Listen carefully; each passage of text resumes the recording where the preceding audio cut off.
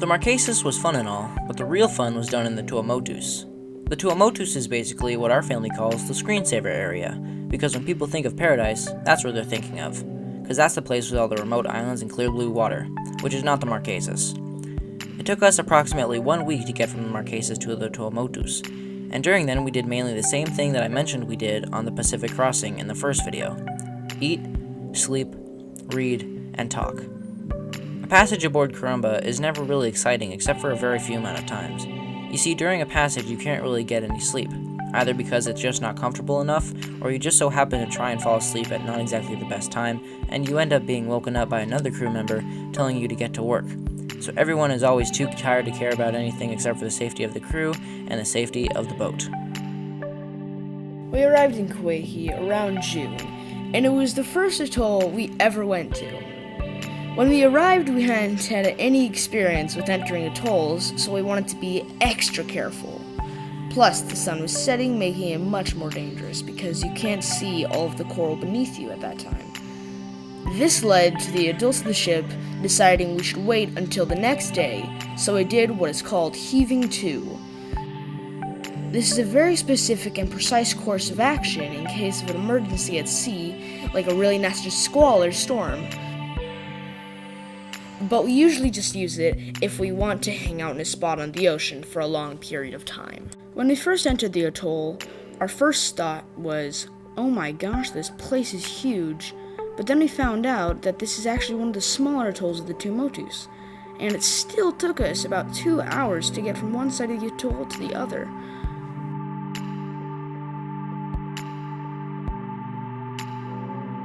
One of the negative parts of being in an atoll, though, is that if you want to be safe and smart, you have to have at least 2 people on the bow of the boat watching for coral, because about 7 boats that year had crashed in one single atoll, and most of them probably were either just single-handed sailors or didn't have anyone on the bow watching for coral.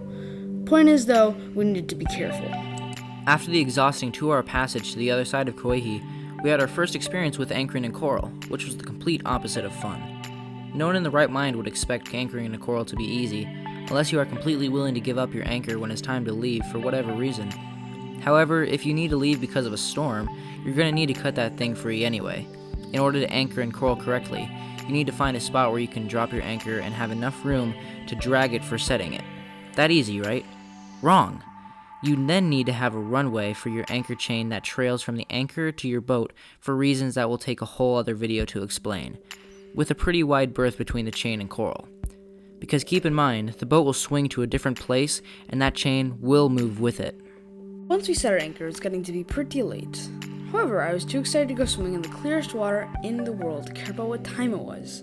So I got my swim trunks on and I sat on the edge of the boat to go swimming. Now, for some reason it takes Logan and I a really long time before we get into the water. We need to hype ourselves up for like 10 minutes straight before someone else pushes us in. Because we were raised in Washington State, where the water is freezing cold and they actually have something called the polar bear plunge, we are always expecting the water to be freezing cold no matter what. So we always just need to remind ourselves that we're in French Polynesia and the water is always 80 plus degrees. But by the time we get to realizing that we are only ever used to swimming in cold water, Mom has pushed us into the water.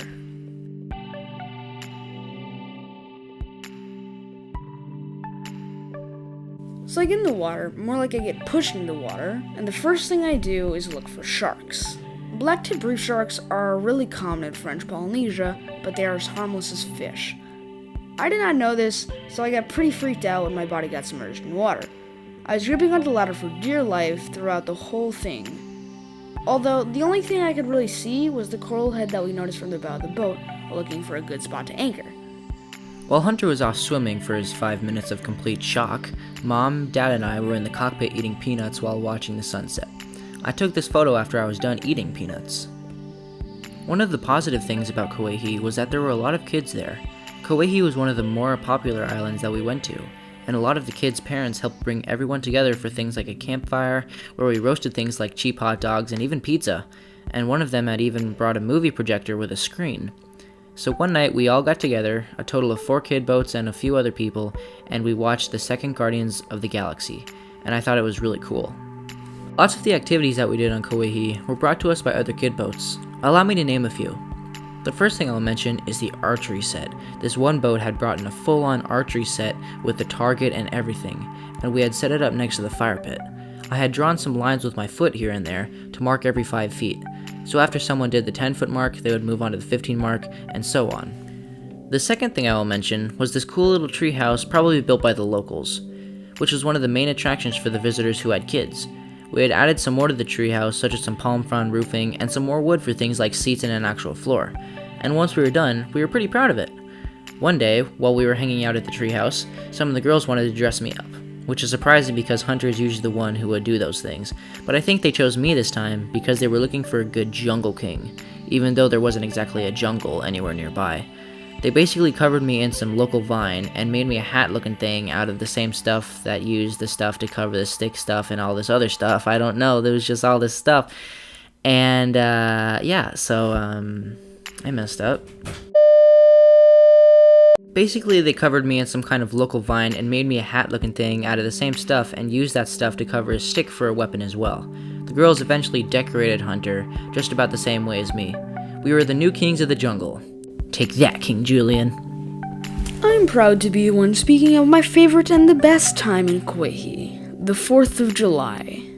I know the 4th of July is an American holiday and we're in French Polynesia, but we really wanted an excuse not to do school. Most of our friends were not from the USA. They were from England and France, and only one of them was from America. But all of them were willing to have a party still. We headed ashore with pizza dough, sauce, cheese, and toppings, along with some canned hot dogs that were more mushy than anything. Anyway, it's too much to finish off Kauehi in one video, but thanks so much for watching and we'll be seeing you all in our next video, Kauehi Part 2.